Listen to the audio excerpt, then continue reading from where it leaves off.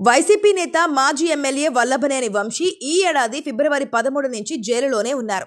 ఒకదాని తర్వాత ఒకటి ఆయన్ను వరుస కేసులు వెంటాడుతున్నాయి. ఆ కేసులో బెయిల్ వస్తే ఈ కేసులో జైలు అన్నట్లుగా ఉంది వ్యవహారం. ఎట్టకేలకు ఆయన నిరీక్షణకు తెరపడిందని అనుకోవాలి. ఆ సమయం రానే వచ్చింది. అన్నీ అనుకున్నట్లు జరిగితే రేపు కృష్ణా జిల్లా జైలు నుంచి వంశీ విడుదలయ్యే అవకాశం ఉంది. వంశీ బెయిల్ వ్యవహారం చాన్నాళ్లుగా వార్తల్లో ఉంది.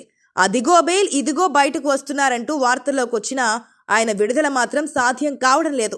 ఒక కేసులో బెయిల్ వచ్చేలోపు ఇంకో కేసులో ఆయనకు రిమాండ్ పడుతోంది. ఇప్పటికే ఆయనపై చాలా కేసులున్నాయి. 2019 ఎలక్షన్ టైంలో నకిలీ ఇళ్ల పట్టాల పంపిణీ కేసు తాజాగా ఆయన్ను ఇబ్బంది పెడుతోంది. ఈ కేసులో ఈ రోజు ఆయనకు బెయిల్ వచ్చింది. నూజివీడు కోర్టు వంశీకి బెయిల్ మంజూరు చేయడంతో ఆయన విడుదల ఖాయమైందని అంటున్నారు. ఇప్పటివరకు వంశీపై నమోదైన అన్ని కేసుల్లోనూ బెయిల్ లభించింది. తాజాగా నకిలీ ఇళ్ల పట్టాల కేసులో కూడా బెయిల్ రావడంతో వంశీ జైలు నుంచి బయటకు వచ్చే అవకాశం దొరికింది. ఇటీవల గనుల అక్రమ తవ్వకాల కేసులో కూడా ఆయనకు బెయిల్ లభించింది. కనుక అక్రమ తవ్వకాలతో ప్రభుత్వ ఖజానాకు 195 కోట్ల రూపాయల నష్టం కలుగజేశారంటూ ఆయనపై కృష్ణా జిల్లాలో కేసు నమోదైంది. గనుల శాఖ అధికారుల ఫిర్యాదు మేరకు పోలీసులు కేసు నమోదు చేసి ఆయన్ను అరెస్ట్ చేశారు. వెకేషన్ కోర్టులో ఆయనకు బెయిల్ లభించింది. అయితే హైకోర్టు ఉత్తర్వులపై రాష్ట్ర ప్రభుత్వం సుప్రీంకోర్టులో పిటిషన్ దాఖలు చేసింది. ఈ వ్యవహారం తేలాల్సి ఉంది. ఇంతలోనే చివరి కేసులో కూడా ఆయనకు బెయిల్ రావడంతో విడుదలకు మార్గం దొరికినట్లయింది.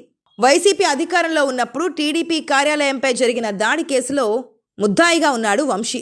అయితే టీడీపీ ఆఫీస్పై దాడి కేసులో ఫిర్యాదుదారుడైన సత్యవర్ధన్ను కిడ్నాప్ చేసి బెదిరించడంతో ఆయన తప్పు మీద తప్పు చేసినట్లయింది. అసలు కేసులో ఆయనకు బెయిల్ లభించినా సత్యవర్ధన్ని కిడ్నాప్ చేసిన కేసులో ఎస్సీ ఎస్టీ వేధింపుల సెక్షన్లు కూడా పెట్టడంతో వంశీ అడ్డంగా బుక్కయ్యారు. వంశీపై బిఎన్ఎస్ 140A, 308, 351B సెక్షన్లతో పాటు ఎస్సీ ఎస్టీ అట్రాసిటీ చట్టం కింద కేసులు నమోదయ్యాయి. ఈ కేసులో Vijayawada SC ST special court వంశీకి బెయిల్ మంజూరు చేస్తూ 50,000 వ్యక్తిగత బాండ్తో పాటు 2 షూరిటీలను సమర్పించాలన్న షరతులు విధించింది. వంశీతో పాటు మరొక 4 నిందితులకు కూడా బెయిల్ లభించింది. ఆ తర్వాత వరుస కేసులు ఆయన్ని చుట్టుముట్టాయి. గన్నవరం నియోజకవర్గంలో ఉన్నతాధికారుల సంతకాలు ఫోర్జరీ చేసి ఇళ్ల పట్టాలు పంపిణీ చేయడం, గనుల అక్రమ తవ్వకం వంటి కేసుల్లో వంశీకి రిమాండ్ విధించింది కోర్టు.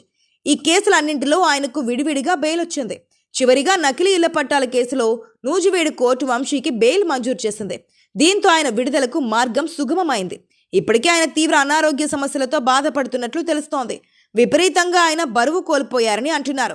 ఈ దశలో బెయిల్ రాకపోతే ఆయన ఆరోగ్య సమస్యలు మరింత పెద్దవయ్యే అవకాశం ఉందని కుటుంబ సభ్యులు వాపోతున్నారు. ఈ దశలో వంశీకి బెయిల్ రావడంతో వారు ఊపిరి పీల్చుకున్నారు.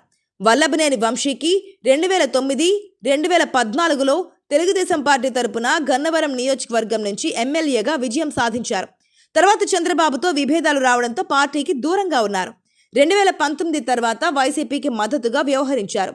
వంశీపై కేసులు రాజకీయ కుట్రలో భాగమేనని వైసీపీ నేతలు విమర్శలు గుప్పిస్తున్నారు.